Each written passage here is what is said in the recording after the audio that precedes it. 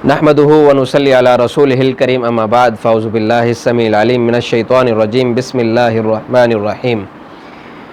सबसे पहले हम रब्बुल आलमीन के शुक्रगुज़ार हैं कि उस रब्बुल आलमीन ने हमें रमज़ानुल मुबारक जैसी अज़ीम नेमत से एक बार फिर नवाजा है।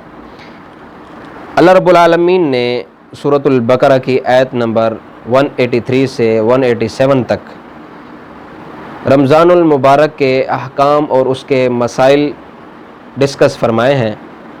मैं आप अहबाब के सामने सूरतुल बकरा की आयत नंबर 185 ज़िक्र करूँगा। अल्लाह रब्बुल आलमीन ने सूरतुल बकरा की आयत नंबर 185 में इरशाद फरमाया, बिस्मिल्लाहिर रहमानिर रहीम, शहरु रमज़ान अल्लज़ी उन्ज़िला फ़ीहिल कुरान। अल्लाह ताला ने फरमाया कि रमज़ान का महीना जिसमें हमने कुरान करीम को नाजिल फरमाया है। कुछ भाइयों के, कुछ लोगों के जहन में यह सवाल पैदा होता है कि कुरान करीम रमज़ानुल मुबारक की इब्तिदा में नाजिल हुआ या आखिर में नाजिल हुआ या दरमियान में नाजिल हुआ या लैलतुल क़द्र की रातों में नाजिल हुआ। असल में लैलतुल क़द्र की जो रातें हैं अल्लाह ताला ने सूरतुल क़द्र के अंदर इरशाद फरमाया कि इन्ना अंज़लनाहु फ़ी लैलतिल क़द्र, कि हमने इस कुरान करीम को लैलतुल क़द्र में नाजिल फरमाया है। तो सबसे पहले तो ये डाउट हमारा ख़त्म हो जाता है कि अल्लाह ताला ने कुरान करीम को रमज़ानुल मुबारक के इब्तिदा में या दरमियान में या आखिर में नाजिल फरमाया है। तो ये डाउट हमारा ख़त्म हो जाता है क्योंकि अल्लाह ताला ने फरमा दिया कि हमने इसे लैलतुल क़द्र में नाजिल फरमाया है। अब लैलतुल क़द्र को ढूंढने का तरीक़ाकार जो नबी सल्लल्लाहु अलैहि वसल्लम ने इरशाद फरमाया है वो ये है कि आपने लैलतुल क़द्र की रात को तलाश करना है और रमज़ानुल मुबारक की 21वीं रात को, 23वीं रात को, 25वीं रात को, 27वीं रात को या 29वीं रात को आपने तलाश करना है लैलतुल क़द्र की रात को। अब इन 5 रातों में आपको कोई एक रात ऐसी है जो लैलतुल क़द्र वाली रात है जो आपको इन 5 रातों में तलाश करने से नसीब होगी। तो अल्लाह ताला ने फरमाया कि हमने कुरान करीम को लैलतुल क़द्र में नाजिल फरमाया है। अब आप जब 5 रातों में लैलतुल क़द्र को तलाश करेंगे और जो रात लैलतुल क़द्र होगी अल्लाह ताला की तरफ से आपको आपकी मेहनत की वजह से नसीब होगी, तो आप जान लीजिए कि उस रात में अल्लाह रब्बुल आलमीन ने कुरान करीम को नाजिल फरमाया है। कोई शख्स मुत्तफ़क़ा तौर पर नहीं जानता कि लैलतुल क़द्र की रात कौन सी है, 21 की है, 25 की है, 27 की है, 23 की है या 29 की है। मुत्तफ़िका तौर पर किसी को नहीं पता कि लैलतुल क़द्र की रात कौन सी है। हाँ, उलमा ये कहते हैं कि आप इन 5 रातों में तलाश करें जो अल्लाह ताला की तरफ से जब आपको नसीब हो जाए तो फिर ये आपके लिए रहमत होगी।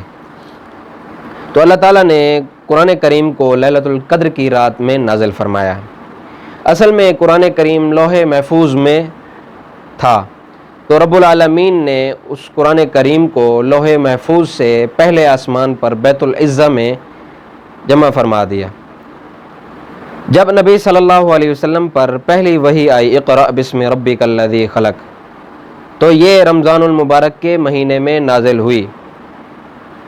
तो रमज़ानुल मुबारक के महीने में ये तो पता चला कि कुरान करीम रमज़ानुल मुबारक के महीने में नाजिल हुआ। तो नबी सल्लल्लाहु अलैहि वसल्लम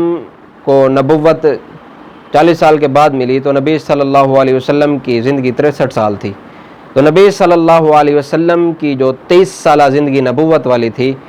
उस नबुव्वत वाली ज़िंदगी में थोड़ा थोड़ा करके एक एक, दो दो, तीन तीन आयात करके नबी सल्लल्लाहु अलैहि वसल्लम पर यह कुरान करीम नाज़िल फरमाया गया। ये मसला मैंने इसलिए बयान किया है ताकि कुछ भाइयों के जहन के अंदर ये सवाल पैदा होगा कि कुरान करीम कैसे नाज़िल हुआ, पूरा नाज़िल हुआ या थोड़ा थोड़ा करके नाज़िल हुआ। तो अब भाइयों को पता चल गया होगा कि एक एक आयत करके नबी सल्लल्लाहु अलैहि वसल्लम पर इसी तरह जिब्राईल अलैहिस्सलाम के ज़रिए पूरा कुरान 23 सालों के अंदर नाजिल फरमाया गया। तो अल्लाह ताला ने फरमाया कि शहरु रमज़ान अल्लज़ी उन्ज़िला फ़ीहिल कुरान हुदल लिन्नास, और फरमाया कि इस कुरान करीम में लोगों के लिए हदायत है। असल में मुझे अफसोस होता है उन लोगों पर जो कुरान करीम को पढ़ते नहीं हैं, समझते नहीं हैं। असल में हम सिर्फ़ कुरान करीम को यहाँ तक महदूद रखते हैं कि हमने सिर्फ़ इसको पढ़ना है, इसको समझना नहीं है, इसका तर्जमा नहीं सीखना, इसका मफ़हूम नहीं समझना। तो अल्लाह ताला फरमाते हैं कि हुदल लिन्नास, ये कुरान करीम लोगों के लिए हिदायत है। जो लोग सिर्फ़ कुरान को ऐसे पढ़ते हैं बग़ैर तर्जमे के, تو ان کو یہ پتہ نہیں چلتا کہ اللہ تعالیٰ ان سے کیا ارشاد فرما رہا ہے۔ تو جو لوگ اس قرآن کریم کو ترجمہ اور اس کے مفہوم کے ساتھ پڑھتے ہیں، سمجھتے ہیں، تو ان کو پتہ چلتا ہے کہ واقعی میں اللہ رب العالمین نے اس قرآن کریم میں ہمارے لیے ہدایت رکھی ہے۔ آگے اللہ رب العالمین نے فرمایا کہ وَبَيِّنَاتٍ مِّنَ الْهُدَى وَالْفُرْقَانِ، اور ایسی ہدایت ہے اس میں کہ جو حق اور باطل کے درمیان فرق کرتی ہے، آپ کو بتاتی ہے کہ حق یہ ہے اور باطل یہ ہے۔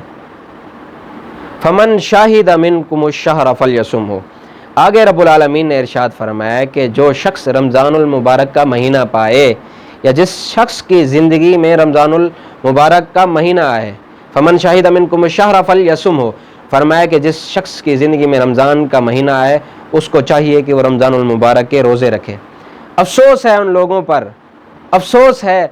ان بچوں پر، ان بچیوں پر کہ جن کی زندگی میں رمضان المبارک کا مہینہ آیا اور وہ رمضان المبارک کے اس مہینے سے محروم رہ گئے۔ آپ نے دیکھے ہوں گے بڑے بڑے لوگ جو بہت زیادہ طاقتور ہیں،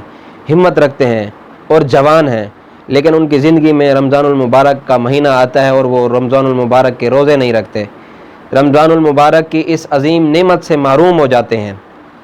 اور آپ نے ایسے لوگ بھی دیکھے ہوں گے جن کے جسم میں ہمت نہیں ہوتی، طاقت نہیں ہوتی، جرت نہیں ہوتی، لیکن ان کے اندر جستجو اور ہمت یہ ہوتی ہے کہ وہ رمضان المبارک کے روزے رکھیں، وہ ایک روزہ بھی ترک نہ کریں۔ تو اللہ تعالیٰ نے فرمایا کہ فمن شاہد منکم الشہر فلیصمہ،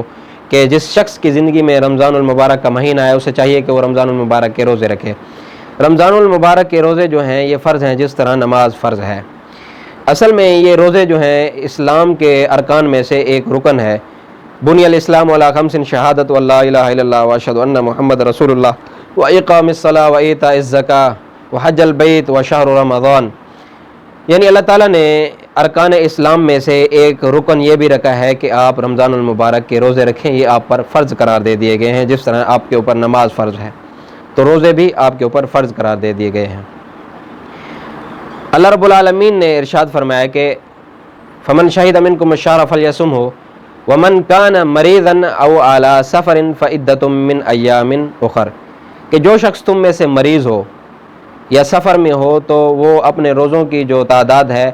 بعد میں رمضان المبارک کے بعد میں پوری کر لے، یعنی رمضان المبارک کے مہینے کے بعد جو روزے رہ گئے تھے ان کو بعد میں رکھ لے۔ تو کچھ احکام و مسائل ایسے ہیں جو میں آپ کے سامنے ڈسکس کرنا چاہتا ہوں، وہ یہ کہ کچھ بزرگ ایسے ہیں جو روزے کی استطاعت نہیں رکھتے، روزہ نہیں رکھ سکتے، باوجہ یہ کہ کچھ لوگ بیمار ہوتے ہیں، کچھ شوگر کے مریض ہوتے ہیں، کچھ ڈائبٹیز کے مریض ہوتے ہیں، کچھ بزرگ اتنی لمبی عمر والے ہوتے ہیں جن کے اندر ہمت طاقت نہیں ہوتی کہ وہ رمضان المبارک کے روزے رکھ سکیں، تو ان کے لیے اللہ تعالیٰ نے ارشاد فرمایا کہ وہ ایک مسکین کو کھانا کھلا دیں۔ اس میں وہ عورتیں بھی آتی ہیں جو حاملہ ہوتی ہیں یا جو عورتیں اپنے بچوں کو دودھ پلاتی ہیں اور وہ یہ محسوس کرتی ہیں کہ اگر وہ روزہ رکھ لیں تو ان کے جسم کے اندر طاقت نہیں رہے گی اور روزے رکھنے کی وجہ سے وہ بیمار ہو سکتی ہیں، تو ایسی عورتوں کے لیے بھی اللہ تعالیٰ نے یہی حکم رکھا ہے کہ وہ بھی ایک مسکین کو کھانا کھلا دیں۔ اللہ رب العالمین نے پوری ڈیٹیل کے ساتھ رمضان المبارک کے احکام و مسائل کو ذکر فرمایا ہے۔ اب میں آپ کو یہ چیز بتا دوں کہ جو لوگ جان بوجھ کر روزہ چھوڑ دیتے ہیں، جان بوجھ کر روزہ رکھتے نہیں ہیں یا جان بوجھ کر روزے کو توڑ دیتے ہیں، مذاق سمجھتے ہیں، اس کے لیے اللہ رب العالمین نے کفارے کا انتخاب کیا ہے۔ کفارہ کیا ہے؟ کفارہ یہ ہے کہ نبی صلی اللہ علیہ وسلم نے فرمایا کہ اگر کوئی شخص جان بوجھ کر روزہ توڑ دے یا جان بوجھ کر ترک کر دے، اس کے لیے کفارہ یہ ہے کہ وہ 60 دن کے روزے رکھے، یعنی 2 مہینے کے روزے رکھے، یا پھر ایک گردن آزاد کروائے، یا پھر 60 مسکینوں کو کھانا کھلائے۔ اس کا کفارہ یہ ہے جو بندہ جان بوجھ کر روزہ چھوڑ دیتا ہے یا جان بوجھ کر روزے کو توڑ دیتا ہے۔ ایک سوال ہم لوگوں کے اندر یہ بھی پیدا ہوتا ہے، کچھ لوگ کہتے ہیں کہ ہمارے بچے بار بار اس بات کا اظہار کرتے ہیں کہ بابا ہم نے بھی روزہ رکھنا ہے، تو لوگ علماء سے سوال کرتے ہیں کہ کیا ہمارے بچے بھی روزہ رکھ سکتے ہیں؟ سب سے پہلی چیز جو ہے وہ میں آپ کو بتا دوں، نبی صلی اللہ علیہ وسلم نے نماز کے حوالے سے فرمایا کہ بچے کو 7 سال کا جب ہو جائے اسے نماز کی تلقین کرو، اور جب وہ 10 سال کا ہو جائے تو اسے زبردستی نماز کی طرف لے کے جاؤ۔ تو میں روزے کے حوالے سے کچھ ایسے مسائل آپ کے سامنے ڈسکس کروں گا تو جو لوگ کہتے ہیں کہ ہمارے بچے روزے رکھنے کی خواہش کرتے ہیں، تو ان کے لیے میں یہ بات عرض کر دوں کہ سب سے پہلے اس بچے کو دین اسلام کے احکام اور اس کے مسائل کا پتہ ہونا ضروری ہے، اور کم از کم اس کی عمر جو ہے 10 سال سے اوپر ہونی چاہیے۔ احکام و مسائل کا پتہ جب اس بچے کو ہوگا تو اس کو یہ بھی پتہ ہوگا کہ اگر میں روزہ جان بوجھ کر توڑتا ہوں تو اس کے اوپر مجھے کفارہ ادا کرنا پڑے گا، تو وہ اس کفارے کے ڈر کی وجہ سے روزے کو توڑے گا نہیں۔ اور اس کو اگر دین اسلام کے احکام و مسائل کا پتہ ہوگا تو وہ کوئی گندی بات روزہ رکھ کے نہیں کرے گا، کوئی گندا کام نہیں کرے گا، کوئی گناہ نہیں کرے گا، کوئی چیز درمیان میں کھائے گا نہیں۔ تو جو بھائی اس بات کی خواہش رکھتے ہیں کہ وہ اپنے بچوں کو روزہ رکھائیں، تو ان کو پتہ ہونا چاہیے بچوں کو کہ دین اسلام کے احکام و مسائل کیا ہیں، یا آپ ان کو سکھائیں۔ جب ان کو پتہ چل جائے اور پھر وہ اگر روزہ رکھنا چاہیں تو کم از کم ان کی 14 یا 15 سال عمر کا ہونا ضروری ہے، کیونکہ کم عمر والے بچے بعض اوقات روزہ رکھ کے پھر درمیان میں پانی پی لیتے ہیں، تو اس سے یہ ہوتا ہے کہ روزے کی بے حرمتی ہوتی ہے اور وہ روزہ اس کی وجہ سے ٹوٹ جاتا ہے۔ اور کچھ میں احکام و مسائل یہ بھی آپ کے سامنے ڈسکس کر دوں کہ کچھ عورتیں حیضہ ہوتی ہیں، حیض کی وجہ سے رمضان المبارک کے روزے نہیں رکھ سکتے، یا کسی بیماری میں مبتلا عورتیں ہوتی ہیں جس کی وجہ سے وہ روزے نہیں رکھ سکتی، تو ان کے لیے بھی یہی معاملہ ہوگا کہ ایام معدودات، کہ یہ جو ہیں گنتی کے چند دن ہیں جو اللہ رب العالمین نے انسان کی زندگی میں وہ فرمائے ہیں۔ عورت کے لیے بھی یہی حکم ہوگا کہ وہ رمضان المبارک کے بعد جو روزے رہ چکے ہیں رمضان المبارک میں، اس کے وہ رمضان المبارک کے بعد ان روزوں کو پورا کرے گی۔ جو جان بوجھ کر چھوڑیں گے ان کے لیے کفارہ ہوگا۔ جو مجبوری سفر کی وجہ سے یا بیماری کی وجہ سے تکلیف زدہ ہیں تو ان کے لیے یہ ہے حکم کہ وہ جو ہے رمضان المبارک کے روزے نہیں رکھ سکتے، تو ان کے لیے حکم یہ ہے کہ وہ ایک مسکین کو کھانا کھلائیں گے۔ اور جو روزے رکھ سکتے ہیں لیکن رمضان المبارک میں باوجہ تکلیف، مجبوری یا حیض کی وجہ سے عورتیں روزہ نہیں رکھ سکتی، یا کچھ شخص ایسے ہوتے ہیں جن کو بیماری ہوتی ہے روزہ نہیں رکھ سکتے، یا ہسپتال میں ایڈمٹ ہوتے ہیں، تو وہ رمضان المبارک کے بعد روزوں کو پورا کریں گے، اس کی تعداد کو پورا کریں گے۔ تو اللہ تعالیٰ نے فرمایا فمن شہد منکم الشہر فلیصمہ ومن کان مریضا او علی سفر فعدۃ من ایام اخر یرید اللہ بکم الیسر ولا یرید بکم العسر۔ اللہ تعالیٰ آپ کے ساتھ آسانی کرتا ہے، اللہ تعالیٰ آپ کے ساتھ مشکل والا معاملہ اختیار نہیں کرتا۔ وَلِتُكْمِلُوا الْعِدَّةَ وَلِتُكَبِّرُوا اللَّهَ عَلَى مَا هَدَاكُمْ وَلَعَلَّكُمْ تَشْكُرُونَ۔ تو آپ نے یہ رمضان المبارک کے مہینوں کی جو پورے مہینے کی جو عدت ہے اس کو پورا کرنا ہے۔ اگر آپ کے 4 یا 5 باوجہ مجبوری یا تکلیف رمضان المبارک میں روزے رہ گئے ہیں تو آپ نے اس کو بعد میں پورا کرنا ہے۔ رمضان المبارک اگلے رمضان کے آنے سے پہلے آپ نے یہ قضا پوری کرنی ہے، یہ ان روزوں کو آپ نے رکھنا ہے۔ تو رمضان المبارک بابرکت مہینہ ہے، اس میں 3 عشرے ہیں، رحمت، مغفرت اور قبولیت، دعا کا قبول ہونا۔ تو ان سے ہمیں مستفید ہونا چاہیے اور زیادہ سے زیادہ اللہ رب العالمین کی بارگاہ میں ہمیں دعا مانگنی چاہیے، اللہ تعالیٰ کے ہاں عبادات کرنی چاہیے، اور اللہ رب العالمین کو زیادہ سے زیادہ سجدہ کرنا چاہیے، اور لوگوں کو اس بات کی ترغیب دلانی چاہیے کہ وہ اس رمضان المبارک کے مہینے میں زیادہ سے زیادہ عبادت کریں، اللہ رب العالمین کے احکامات کو مانیں، رسول اللہ صلی اللہ علیہ وسلم کی تابعداری کریں۔ تو اس میں لیلۃ القدر کے حوالے سے بھی میں نے آپ کو بتا دیا ہے جو آخری عشرے میں آتی ہے۔ اور ایک مسئلہ اعتکاف کا ہے، وہ کچھ لوگ پوچھتے ہیں کہ اعتکاف کتنے دن کا ہوتا ہے؟ تو اعتکاف جو ہے زیادہ تر جو ثابت ہے احادیث کی روشنی میں وہ 10 دن کا ہے، اور 3 دن کا بھی جو لوگ اعتکاف کرنا چاہیں وہ بھی 3 دن کا اعتکاف کر سکتے ہیں۔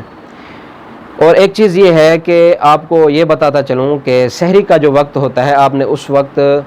اپنے وقت کو نوٹ کرنا ہے، اپنے کیلنڈر کو، اپنی گھڑی کو بالکل صحیح رکھنا ہے، کیونکہ اگر 1 یا 2 یا 3-4 منٹ کا فرق ہو گیا تو آپ کا روزہ افطاری کے وقت ٹوٹ بھی سکتا ہے۔ بعض اوقات ایسا ہوتا ہے کہ آپ کی گھڑی کیلنڈر سے یا باقی وقت سے جو حکومت کی طرف سے طے شدہ ہوتا ہے اس سے 3-4 منٹ پیچھے ہوتی ہے، اور آپ اپنی گھڑی کو دیکھ کر روزہ افطار کر لیتے ہیں۔ تو ان چیزوں سے بچنا چاہیے، سحری اور افطاری کا خاص خیال رکھنا چاہیے، وقت کو مد نظر رکھنا چاہیے، پھر افطاری کرنی چاہیے۔ اللہ تعالی ہمیں صحیح معنی دین اسلام پر سمجھ چلنے کی اور اس پر